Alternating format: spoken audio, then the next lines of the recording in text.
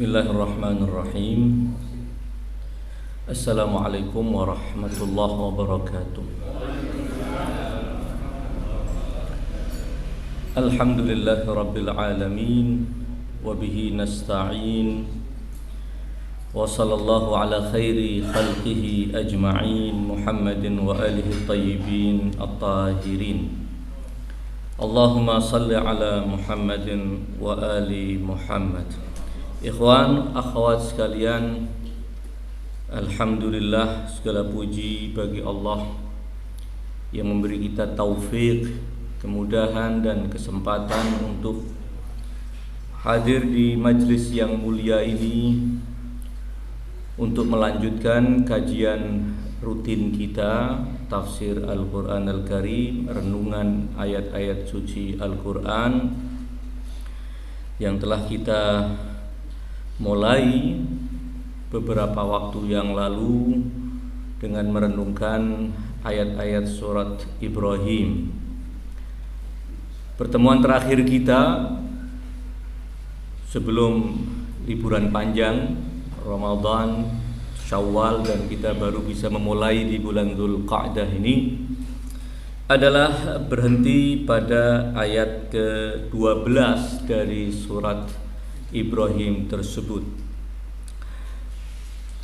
Beberapa ayat sebelum ayat ke-12 berbicara tentang kedatangan para rasul kepada kaum mereka dan bagaimana sikap kaum itu dalam menolak dan menentang kehadiran para rasul, menentang ajakan dan ajaran para rasul dengan alasan-alasan yang sangat rapuh dan telah dipatahkan. Alasan-alasan itu telah dibantah. Apa yang menjadi syubhat sebenarnya bukan dalil. Apa yang menjadi syubhat mereka dalam penolakan tersebut, para anbiya, para rasul telah mematahkan itu semua, telah menjelaskan tentang kebenaran kerasulan mereka, tentang kesucian ajaran yang mereka bawa. Sehingga di hadapan bukti-bukti yang dihadirkan oleh para rasul utusan Allah tersebut, tidak ada lagi peluang bagi mereka untuk tetap mempertahankan apa yang selama ini menjadi alasan mereka. Maka di hadapan kuatnya argumentasi dan bukti-bukti yang dibawakan oleh para rasul, maka jalan terakhir mereka adalah melakukan ancaman, intimidasi kepada para rasul tersebut. Sekali lagi bahwa majelis kita ingin kita lanjutkan dengan ayat ke-13 dan beberapa ayat setelahnya. Mudah-mudahan kita bisa selesaikan dengan ringkas beberapa ayat tersebut. Wa qala alladziina kafaru lirusulihim lanukhrijannakum min ardina aw lata'udunna fi millatina fa auha ilaihim rabbuhum lanuhlikanna adh-dhalimin wa lanuskinannakumul arda min ba'dihim dzalika liman khafa maqami wa khafa wa'id. Dua ayat ini menjelaskan bagaimana sikap kaum kafir, para penentang rasul-rasul utusan Allah tersebut. Wa qala alladziina kafaru, dan berkatalah orang-orang yang kafir kepada rasul-rasul yang datang kepada mereka, lirusulihim. Apa ucapan mereka? Ucapan yang memuat intimidasi, bahkan ancaman. Lanukhrijannakum min ardina, kami benar-benar sungguh akan mengeluarkan kalian dari bumi kami, dari daerah kami, dari negeri kami. Atau au la ta'udunna fi millatina, atau kalian menjadi berkeyakinan yang sama dengan kami, menyekutukan Allah, ingkar kepada agama Allah, kembali kepada kekufuran dan kemusyrikan. Maka Allah Subhanahu wa ta'ala kemudian berfirman kepada para rasul tersebut, fa'auha ilaihim, maka Allah mewahyukan kepada para rasul janji bahwa lanuhlikanna zalimin, kami Allah akan membinasakan orang-orang yang zalim. Walanuskinannakumul arda min ba'dihim, dan kami akan tempatkan kalian yang sedang diancam untuk diusir oleh orang-orang kafir, kami akan tempatkan kalian di bumi di mana yang kalian diancam untuk diusir tersebut. Kalian akan kami kokohkan menjadi yang menempati tempat tersebut. Walanuskinannakumul arda min ba'dihim.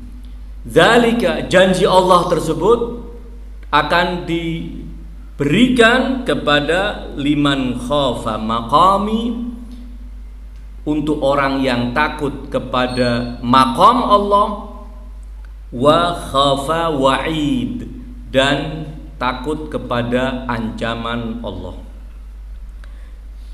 Ini dua ayat yang menjelaskan kepada kita sikap yang membuktikan kebangkrutan logika mereka.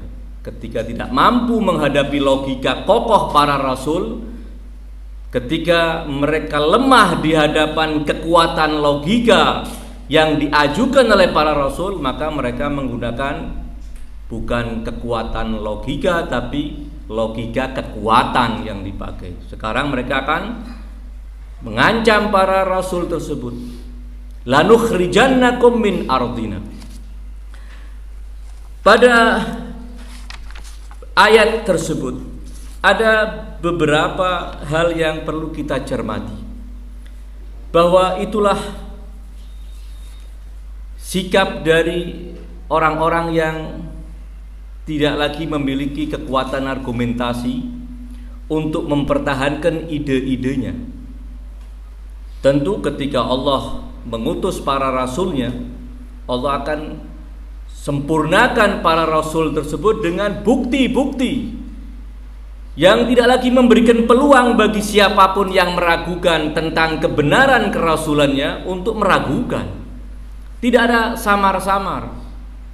Semua bukti yang dihadirkan oleh para rasul Allah sebut sebagai bayinat, bukti-bukti yang nyata, bukan bukti-bukti yang samar sehingga orang masih merasa belum terpuaskan.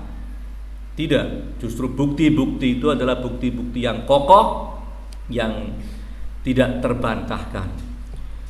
Maka di hadapan argumentasi yang kokoh para rasul, biasa mereka kemudian menganggap bahwa mereka harus mengusir para nabi sebagai bukti kekuatan mereka, padahal itu justru menjadi bukti kelemahan mereka. Justru menjadi bukti bahwa mereka tidak sanggup menghadapi argumentasi dan kebenaran yang dihadirkan oleh para rasul utusan Allah. Wa qala alladziina kafaru lirusulihim, dan orang-orang kafir itu berkata kepada rasul-rasul mereka, artinya rasul-rasul yang Allah utus kepada mereka. Ini adalah bukan cuma satu kaum, tapi inilah kaum-kaum setiap kali Allah utus rasul untuk datang membimbing mereka, demikianlah sikap dari orang-orang yang ingkar tersebut. Seperti ada sikap yang sama. Nabi fulan ketika diutus dan kaumnya mulai kelabakan menghadapi argumentasi, maka ancaman yang mereka hadirkan. Mereka mengandalkan kekuatan untuk mengalahkan para rasul tersebut. Lanukhrijannakum min ardina. Dan tentu yang akan diusir bukan cuma para rasulnya, tetapi juga orang-orang yang beriman kepada para rasul tersebut juga ikut diusir. Walaupun yang disebut cuman para rasulnya, tetapi maksud mereka adalah mengusir para rasul dan semua pengikut mereka, atau mereka kembali kepada agama yang dianut oleh kaum tersebut, kekufuran, kemusyrikan, dan pembangkangan kepada Allah Subhanahu wa ta'ala. Jadi tidak cuma mengusir para rasulnya, tetapi juga mengusir pengikut para rasul yang telah beriman kepada mereka.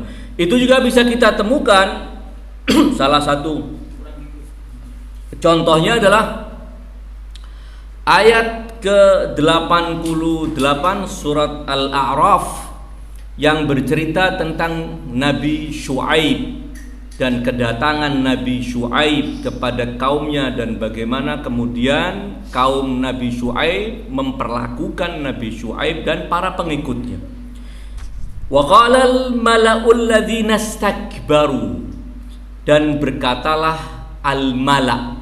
Istilah al-mala' sering digunakan oleh Al-Qur'an untuk menunjuk kepada kelompok-kelompok elit yang walaupun jumlahnya tidak banyak, namun kehadiran mereka bisa mempengaruhi yang lainnya, sehingga seakan memenuhi pandangan setiap orang yang memandang mereka. Padahal boleh jadi jumlah mereka bukan mayoritas, tetapi mereka mampu mengarahkan mayoritas.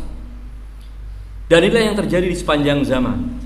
Ada yang disebut juga dalam ayat-ayat lain sebagai a'immatul kufur, bukan sekedar orang-orang kafir, tapi pemimpin-pemimpin kekafiran.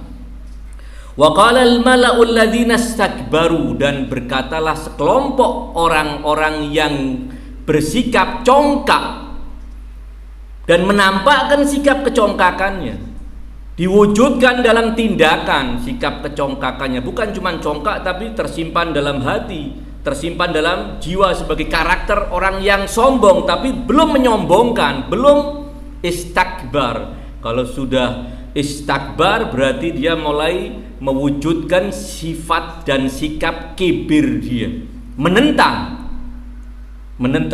Wa qalal mala'ul ladzina istakbaru min qaumih, dan berkatalah sekelompok orang yang istakbar, bersikap congkak dan menentang itu dari kaumnya Nabi Allah Syuaib. Apa pernyataan mereka? Sama dengan apa yang sedang kita baca dalam surat Ibrahim.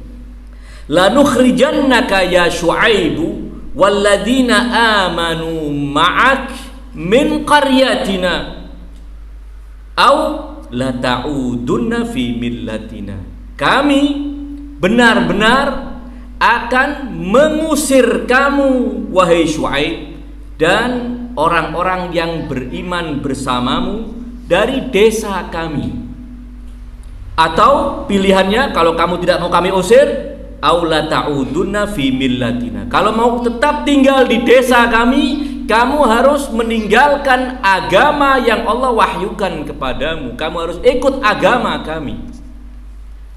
Ada dua kata yang perlu kita juga berhenti sejenak. Pertama adalah kalimat min ardina. Ini juga klaim yang muncul dari sikap takabur, klaim yang muncul dari sikap seakan dia yang berkuasa, mengancam para rasul. Dalam ayat surat Ibrahim, apa ancamannya? Lanukhrijanna min ardina, kamu akan kami usir dari bumi kami. Ajib, seakan-akan bumi milik mereka, seakan-akan bumi milik mereka. Dalam surat Al-A'raf yang kita baca tentang Nabi Allah Syuaib, kami akan usir kamu dan orang-orang yang beriman bersamamu min qaryatina, dari desa kami.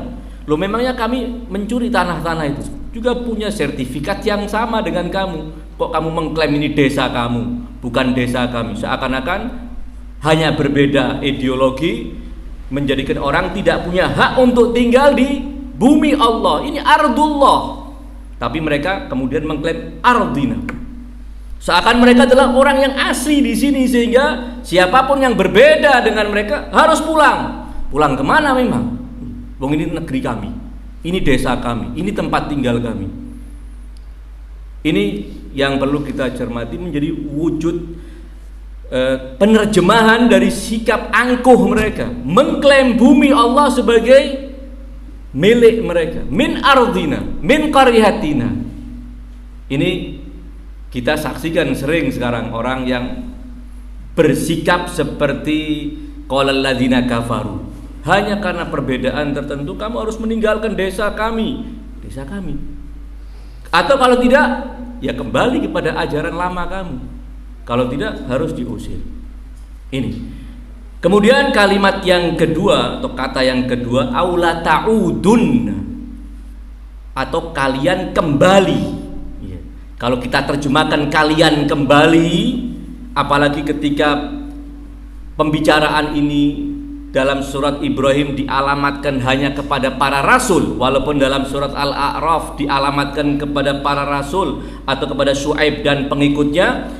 Untuk surat Ibrahim yang hanya menyebut para rasul, kalau kita terjemahkan aula ta'udunna, atau kalian benar-benar kembali fi millatina, pada agama kami. Kesan awalnya apa? Bahwa para rasul itu sebelum Allah tunjuk sebagai utusan Allah, para rasul tersebut sama dengan orang-orang musyrik yang kafir itu, sama-sama sesat, sama-sama berada di luar jalan Allah. Tetapi ketika Allah beri mereka wahyu dan Allah pilih mereka sebagai rasul, kemudian mereka mengajak kaumnya untuk beragama dengan agama Allah, kaumnya mengancam, ayo balik seperti agama kita yang dulu. Kesannya bahwa para rasul juga musyrik kayak mereka. Sementara semua bukti mengatakan tidak ada Allah mengutus rasul dari mantan orang musyrik. Tidak ada istilah mantan orang musyrik. Semua adalah orang-orang suci pilihan Allah Subhanahu wa taala. Kita saja yang senang dipimpin oleh mantan-mantan tadi itu. Ya. Kita kan senang kalau ada kiai, ustadz yang mulai kecil pesantren di pondok dakwah dibanding mantan preman yang berubah menjadi ustadz dadakan, kan begitu. Ya, ini kan problem kita punya gambaran seperti begitulah. Para anbiya adalah manusia-manusia suci, terlepas andai Allah tidak menitipkan kemaksuman pada diri mereka, yang dengannya mereka tidak mungkin melakukan kemusyrikan. Andai Allah tidak menitipkan kemaksuman, kesempurnaan akal mereka sudah cukup menjadi benteng. Tidak mungkin mereka melakukan tindakan bodoh seperti yang dilakukan oleh orang-orang bodoh yang menyembah arca-arca atau menentang aturan Allah Subhanahu wa ta'ala. Para rasul adalah manusia-manusia yang teristimewa di zamannya, di antara kaum yang mereka tinggal di tengah-tengah kaum tersebut. Jadi kata aula ta'udunna tidak mesti artinya kembali, seakan tadinya kamu berada di sebuah titik, sekarang kamu pindah ke titik tertentu yang lain, setelah itu diancam oleh orang-orang kafir, ayo kembali ke titik semula lagi. Tidak dengan arti yang demikian. Tetapi artinya apa? Aula ta'uduna fi millatina, agar kalau kamu tidak mau menerima pilihan pertama, kami usir, maka pilihan kedua apa? Kamu jadilah seperti kami. Bukan kembalilah seperti kami, tapi jadilah seperti kami, orang-orang yang tidak mengesahkan Allah, orang-orang yang tidak terikat dengan aturan Allah Subhanahu wa ta'ala. Ini yang perlu kita cermati, paling tidak dua kata pada ayat ke-13 tersebut. Maka Allah Subhanahu wa ta'ala kemudian menegaskan ini ancaman serius, imma diusir atau dipaksa dengan cara pemaksaan agar kembali kepada ajaran kemusyrikan tersebut. Dan itu terjadi di sepanjang sejarah. Bagaimana di sejarah Rasulullah Shallallahu Alaihi Wasallam mereka memaksa Rasulullah untuk kembali sama dengan mereka, agar hidup seperti mereka, meninggalkan keimanan, memaksa para sahabat beliau yang telah beriman agar meninggalkan dan menanggalkan keimanan tersebut dengan siksaan yang sangat luar biasa. Semua tujuannya adalah untuk, dalam anggapan mereka, memberi efek jerah agar tidak lagi ada orang yang berani-berani menentang tatanan yang sudah mapan di tengah-tengah mereka. Aula ta'udunna fi millatin. Maka dalam suasana semacam demikian, Allah tidak membiarkan para rasulnya, Allah tidak menelantarkan mereka dan orang-orang yang telah beriman kepada mereka. Allah langsung turun tangan. Allah mengatakan fa'auha ilaihim. Maka Allah mewahyukan kepada para rasul, mewahyukan kepada mereka janji yang berisikan lanuhlikanna zalimin. Kalau ancaman mereka diberi dalam istilah para santri itu adalah lam taukid, huruf lam yang masuk ke kata kerja yang menunjukkan arti penekanan, sungguh-sungguh, dan ditambah lagi dengan nun taukid, lan nukhrijanna. Mestinya kan nukhriju, cukup dikasih lam taukid, di ujungnya diberi nun taukid lagi. Dan nun taukidnya dalam istilah para santri juga nun taukid sakila, nun penegas yang punya bobot berat, makanya dikasih tasdid la nukhrijanna ya. Kalau nun taukid tapi ringan, taukidnya ringan, lanukhrijan, ringan ya. Tapi kalau lanukhrijanna itu memberikan penekanan yang sangat. Berarti pada kata kerja ini ada 3 penekanan. Lam taukid dalam ancaman mereka, ada lam taukid, ada nun taukid, dan nun taukidnya yang bersifat sakila. Artinya mereka punya keseriusan untuk apa? Mengusir. Bukan sekedar ancaman sambil lalu, ancaman yang serius dari mereka, ancaman yang sudah dirancang sedemikian rupa untuk mengusir mereka, atau mereka dipaksa untuk sama dengan kaumnya dalam kemusyrikan dan kekufuran. Juga menggunakan 3 bentuk taukid. Karena ancaman mereka nyatakan dengan bentuk 3 taukid penguat, maka janji Allah Subhanahu wa ta'ala pun Allah kuatkan dengan 3 penguat kata. Lanuhlikanna, kami Allah benar-benar sungguh akan membinasakan. Membinasakan siapa? Membinasakan mereka. Siapa mereka? Orang-orang yang kafir yang disebutkan dalam ayat pertama tadi. Wa qalal ladzina kafaru, dan berkatalah orang-orang yang kafir lirusulihim, kepada rasul mereka. Jadi yang akan Allah binasakan siapa? Mereka.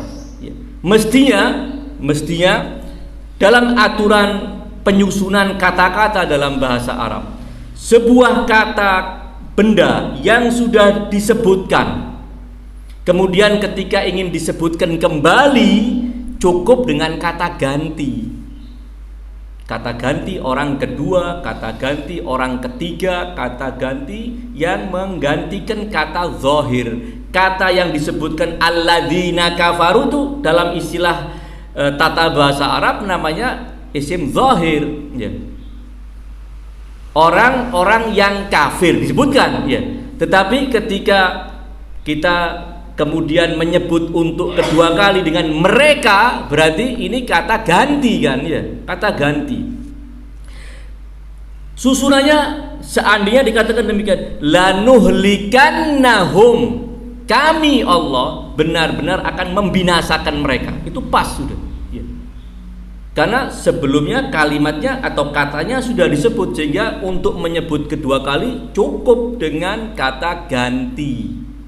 Tetapi dalam ayat ini justru kaidah itu tidak diberlakukan, bukan karena salah, tetapi tidak diberlakukannya kaidah itu karena ada alasan.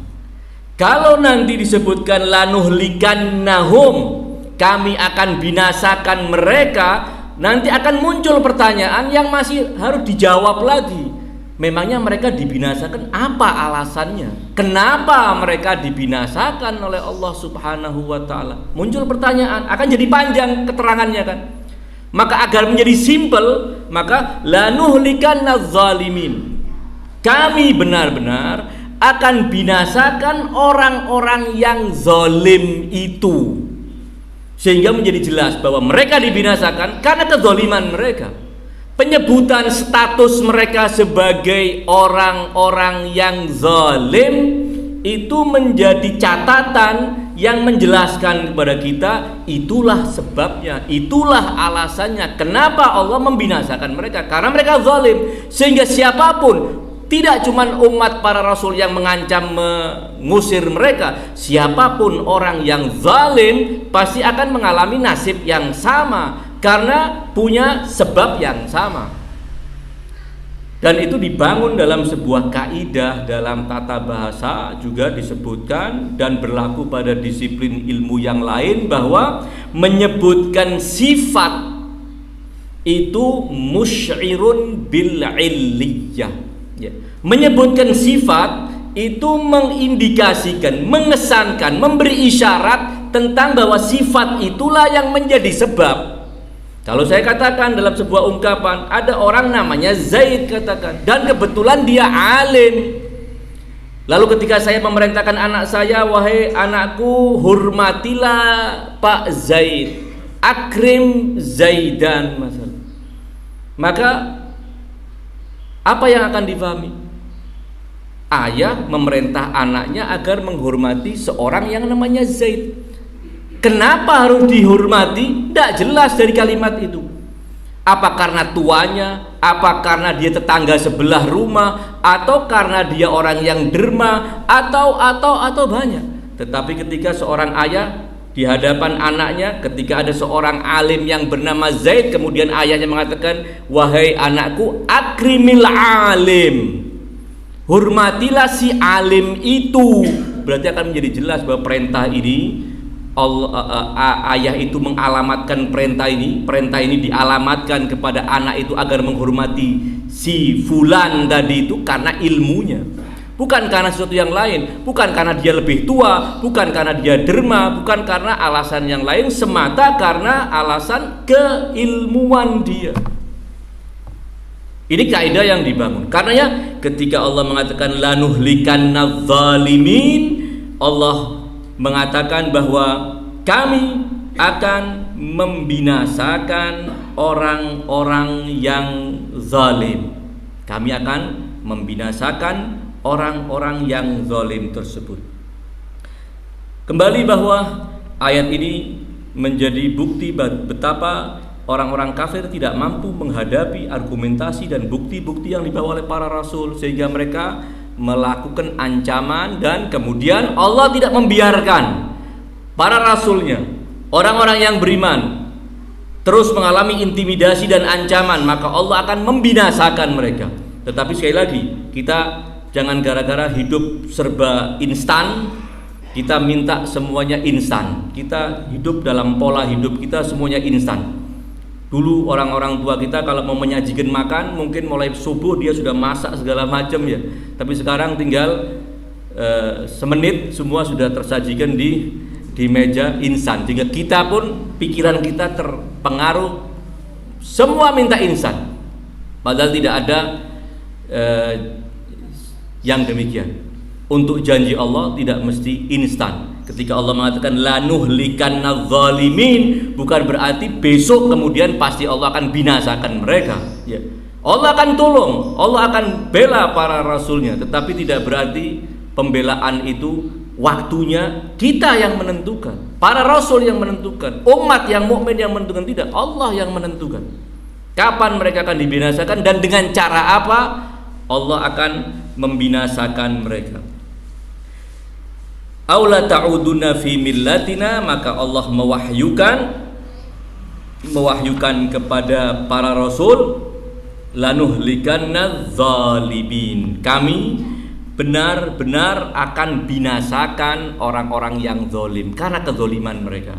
Kemudian janji berikutnya apa? Wala nuskinannahum, dan kami benar-benar akan menempatkan walanuskinannakum, dan kami benar-benar akan menempatkan kalian al-ardo, tempat di mana orang-orang kafir itu tinggal, dan dari tempat itu mereka mengancam kalian untuk mengusir kalian dari tempat tersebut. Kami akan tetapkan kalian yang di tempat itu dan orang-orang kafir yang akan kami binasakan sehingga tidak mungkin bisa tetap tinggal di situ.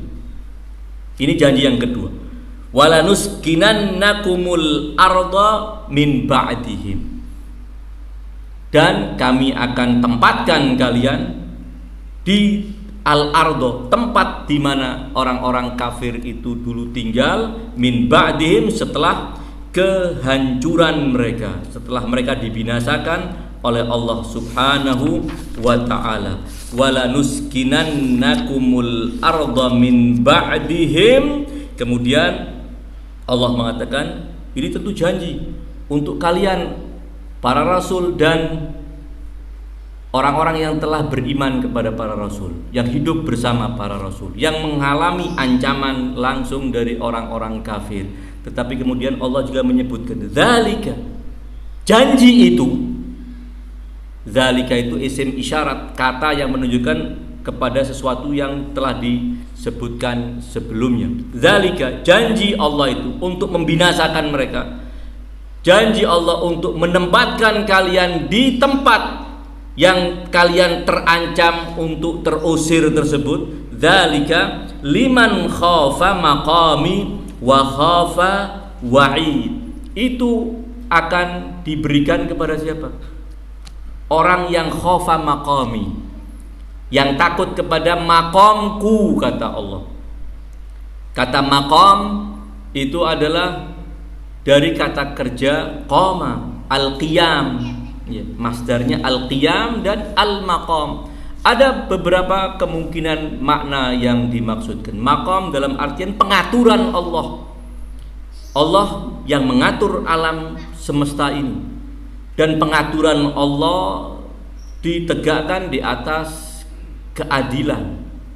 Allah yang mengatur alam semesta ini, sehingga tidak ada kekuatan apapun yang ikut andil dalam mengatur alam semesta secara independen. Karena itu kita tidak perlu takut kepada selain Allah Subhanahu wa ta'ala, karena tidak ada yang berkuasa di alam ini kecuali Allah Subhanahu wa ta'ala.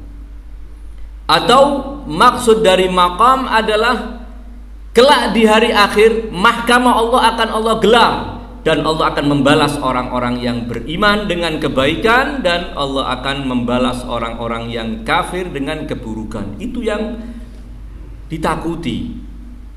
Keadilan Allah ketika Allah akan tegakkan, maka tidak akan ada yang bisa main-main di hadapan mahkamah Allah Subhanahu wa ta'ala. Jadi ketika takut disebutkan dalam ayat ini, liman khafa, janji itu bagi orang yang khafa maqami, yang takut kepada kekuasaanku yang mengatur alam semesta, yang takut kepada balasanku yang aku akan gelar di mahkamah hari kiamat. Inilah orang yang telah mengantongi satu sifat dari orang yang berhak mendapatkan janji Allah tersebut. Dzalika liman khafa maqami wa khafa wa'id, dan takut kepada ancamanku. Artinya hidupnya selalu terbingkai dengan aturan Allah Subhanahu wa ta'ala. Dia tidak akan melangkah dalam kehidupannya kecuali dengan sesuatu yang telah diaturkan oleh Allah Subhanahu wa ta'ala. Tidak seperti orang-orang kafir yang mengatur kehidupannya, menjalankan kehidupannya di luar yang telah diaturkan oleh Allah Subhanahu wa ta'ala. Ini juga janji Allah Subhanahu wa ta'ala, dzalika liman khafa maqami wa khafa wa'id, juga mirip kaidahnya dengan lanuhlikanna zalimin, bahwa janji ini akan diberikan kepada orang-orang yang menyandang khauf, menyandang rasa takut kepada Allah, takut kepada melanggar aturan Allah, takut kepada ancaman siksa Allah Subhanahu wa ta'ala. Dzalika liman khafa maqami wa khafa wa'id. Kita lanjutkan sedikit lagi. Kemudian karena ancaman, intimidasi, perlawanan yang begitu sengit dari orang-orang kafir, sampai-sampai para rasul ini kemudian mengangkat tangan memohon kepada Allah agar Allah beri pertolongan dalam menghadapi orang-orang kafir tersebut. Ancaman sangat serius dari mereka. Secara jumlah mereka mayoritas, secara kekuatan mungkin mereka jauh di atas kekuatan para rasul dan kaum yang beriman kepada para rasul, orang-orang mukminun. Karenanya satu-satunya jalan adalah kembali kepada Allah memohon pertolongannya. Kemudian ayat ini yang menjelaskan poin tersebut. Wastaftahu. Para rasul itu istaftahu. Istaftahu artinya meminta fatah. Ya. Kata fataha artinya membuka. Ya. Hurufnya 3. Kata kerja dengan huruf 3, fataha. Tetapi ketika dirubah menjadi 6 huruf, ada 3 huruf tambahan. Ini aplikasinya tambahan, bukan bawaan ya, istilahnya begitu ya. Huruf alif, huruf sin, huruf ta menjadi istaftaha, kan begitu. Maka berubah maknanya. Kata kerja dengan 3 huruf ketika dirubah menjadi 6 huruf dengan 3 huruf tambahan itu akan menghasilkan sederetan makna. Paling tidak ada 6 makna. Ya. Walaupun tidak mungkin saya ungkap karena bukan pelajaran sorof, itu saja pelajaran sorof dalam di pesantren-pesantren. Salah satunya dalam makna meminta. Kata ghafara mengampuni. Tetapi ketika menjadi istaghfara artinya memohon ampun. Ya. Begitu juga al-fatah. Al-fatah itu artinya apa? Bisa artinya pertolongan yang membuahkan kemenangan. Hadzal fatah. Atau al-fatah adalah peleraian yang tuntas. Para rasul meminta kepada Allah, ya Allah, sudah finalkan keputusanmu tentang kami dan mereka. Walaupun pasti hasilnya apa? Allah akan berpihak kepada orang-orang mukmin dan para rasul dan akan menyiksa orang-orang yang kafir tersebut. Seakan para rasul ketika dalam makna kedua dari al-fatah wastaftahu, para rasul memohon kepada Allah agar Allah segerakan keputusannya, Allah turunkan, yaitu berupa siksa. Atau makna pertamanya al-fatah adalah kemenangan. Ya Allah, berilah kami kemenangan. Wastaftahu, dan para rasul itu memohon bantuan kemenangan dari Allah. Atau para rasul itu meminta agar Allah segera menurunkan keputusan finalnya dalam perselisihan antara mereka dan kaum kafir tersebut. Tetapi tentu Allah akan ijabahkan apa yang para rasul minta dari Allah Subhanahu wa ta'ala. Dan Allah mengatakan, wa khaba kullu jabbarin anid. Dan setiap orang yang jabar itu mutakabbir, ya, congkak, dan menampakkan kecongkakannya dengan bentuk penentangan, dengan bentuk perlawanan, menolak kebenaran, itu jabar. Anid itu kalau bahasa Jawanya ngeyel, ngengkel, tidak pernah mau tunduk. Anid, cengkal kalau bahasa Jawanya. Kurang lebihnya itu makna-makna bahasa Jawanya seperti itu. Allah mengatakan wa khaba kullu jabbarin anid, dan akan kecewa setiap orang yang jabar dan anid. Orang yang mempunyai 2 sifat ini akan kecewa. Kalaupun dia meminta pertolongan kepada Allah, Allah tidak akan tolong. Kalaupun mereka minta bantuan kepada Allah, Allah tidak akan membantu. Semua hidupnya penuh kekecewaan. Kullu jabbarin anid. Dalam tafsiran Al-Imam Al-Baqir alaihi salam, Al-Imam Muhammad Al-Baqir, imam ke-5 kita, ketika menafsirkan ayat ini berkata, Al-anid al-mu'ridu 'anil haq. Al-anid itu adalah orang yang berpaling dari kebenaran. Ada anid, orang yang menentang kebenaran. Ada sebuah cerita terkait dengan ayat ini, karena ayat ini dibawa-bawa. Ada seorang penguasa Bani Umayyah yang bernama Al-Walid ibn Yazid ibn Abdul Malik ibn Marwan. Marwan khalifah pertama dari keluarga Marwan, keluarga Bani Umayyah yang cabang Marwan ibn al-Hakam, yang ketika kecil masih bayi, Marwan itu digendong oleh bapaknya, dibawa ke Rasulullah untuk supaya Rasulullah memegang kepalanya, mendoakan seperti para sahabat membawa anak-anak mereka. Lalu biasanya Rasulullah mengambil sebutir kurma, dikunyah sampai halus, dimasukkan ke mulutnya si bayi, didoakan, dipegang kepalanya. Al-Hakam membawa Marwan yang masih kanak-kanak ketika itu, dibawa menghadap Rasulullah. Apa kata Rasulullah? Rasulullah berpaling, mukanya mengatakan Al-Wazah ibnil Wazah al-Mal'un ibnil Mal'un. Ini cicak, anaknya cicak. Al-Mal'un ibn Mal'un, orang yang terkutuk, anaknya orang yang terkutuk. Ada tentang sejarah Marwan. Aisyah istri Rasulullah mengatakan, wahai Marwan, aku bersaksi bahwa Rasulullah telah mengutukmu sementara kamu masih disulbi bapakmu. Ada riwayat. Tetapi kemudian musuh-musuh Allah ini menjadi penguasa atas nama Rasulullah. Musuh Rasulullah menjadi khalifah Rasulullah. Ini musibah terbesar yang dialami oleh kaum muslimin. Ala kulli hal, Al-Walid ibn Yazid ibn Abdul Malik ibn Marwan menjadi khalifah kaum muslimin. Dan bisa disebut, bisa dicek di buku-buku sejarah, Tarikhul Khulafa tulisannya Jalaluddin As-Suyuti, ulama besar ahli sunnah, Murujuz Zahab tulisannya Al-Mas'udi, dan kitab-kitab sejarah yang lain sepakat bahwa Al-Walid ibn Yazid ibn Abdul Malik ibn Marwan adalah zindiqun. Zindiq itu artinya orang yang benar-benar kufur kepada Allah Subhanahu wa ta'ala dan memiliki sejarah kebejatan yang tidak terbayangkan, mengawini mantan-mantan istri bapaknya sendiri, minum minuman keras, itu menjadi pesta setiap malam di istananya. Ala kulli hal, cerita, saya tidak ingin mengotori majelis ini dengan menyebut Walid ibn Yazid ibn Abdul Malik ibn Marwan.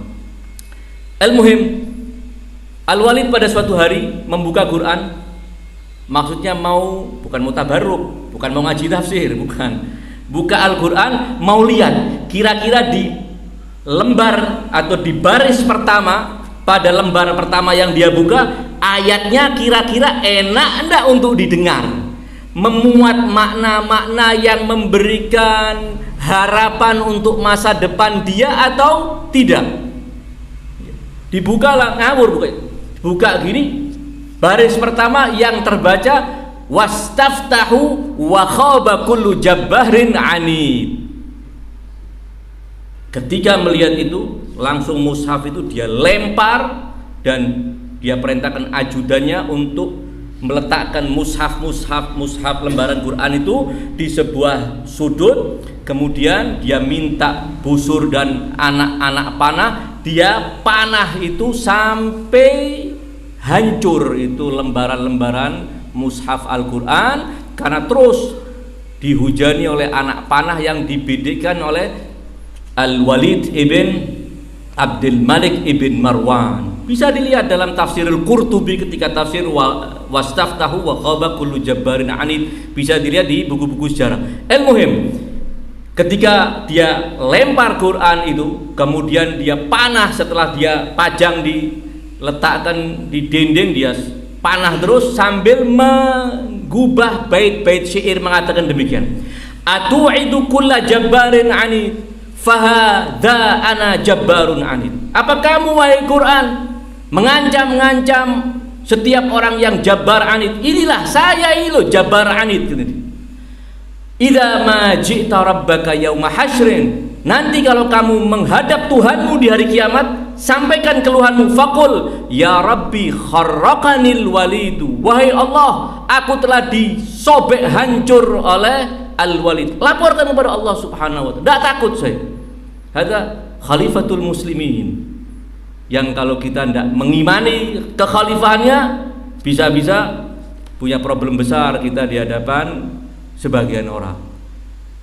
Ala kulli hal, syair-syairnya Al-Walid ibn Yazid yang diabadikan oleh para ulama untuk membuktikan kezindikan dia, kekufuran dia, di antara ini syairnya dia mengatakan tala'aba bil khilafati hashimiyun. Nabi Muhammad sallallahu alaihi wasallam, maksudnya si Hashimi, orang yang berketurunan dari Bani Hashim itu, Nabi Muhammad maksudnya, telah mempermainkan kekuasaan bila wahyin atahu wala kitabu, tanpa dasar wahyu dan tidak ada kitab suci yang pernah Allah turunkan, seperti klaim si Hashimi yang bernama Muhammad bin Abdullah itu. Faqul, katakan wahai Muhammad kepada Tuhanmu, faqul lillahi yamna'uni ta'ami wa qul lillahi yamna'uni syarabi. Laporkan kepada Allah, katakan agar Allah mencegah makanan dari masuk ke kerongkonganku, dan agar Allah juga mencegah aku bisa meneguk minumanku. Laporkan. Ditantang Allah Subhanahu wa taala dengan menantang Allah. Makanya akhirnya para ulama mengatakan ini sudah, kalau kita mau memvonis orang kafir, ya ini sudah lebih dari cukup. Kalau yang model begini bukan kafir, berarti Fir'aun juga harus kita junjung tinggi sebagai aulia Allah.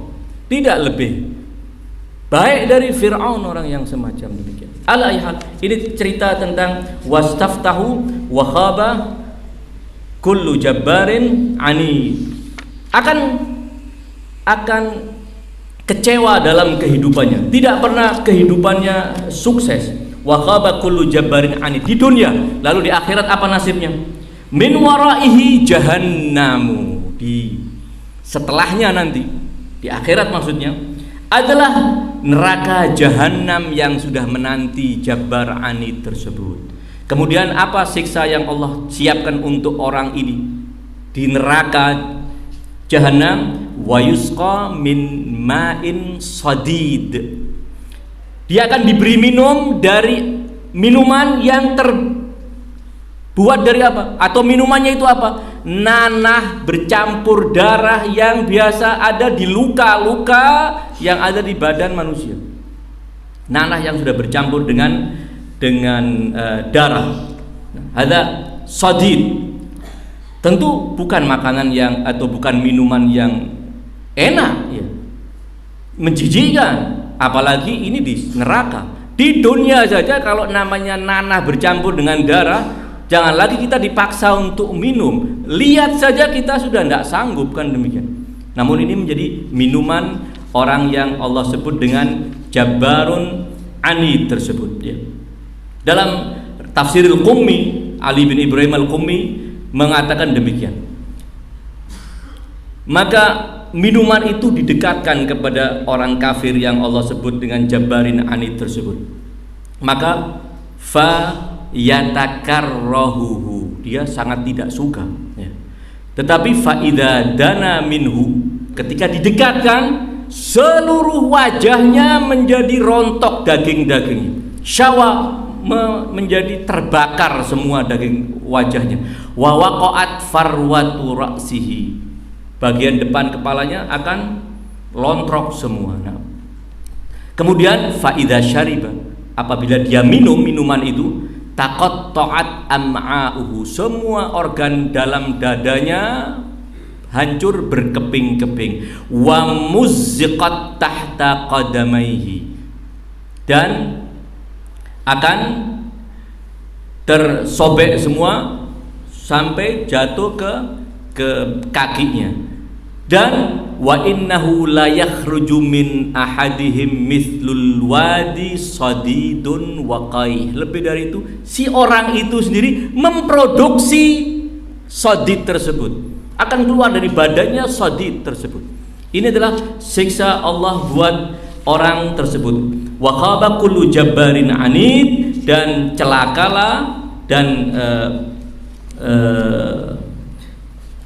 khaba kullu jabbarin anid, kemudian min waraihi jahannam wa yusqa min ma'in sadid yatajarra'uhu, dia menelan minuman itu dengan keterpaksaan, wala yakadu yasiruhu wala yakadu yusiruhu, dia tidak sanggup maksudnya menelan, tapi dipaksa untuk supaya dia minum minuman tersebut.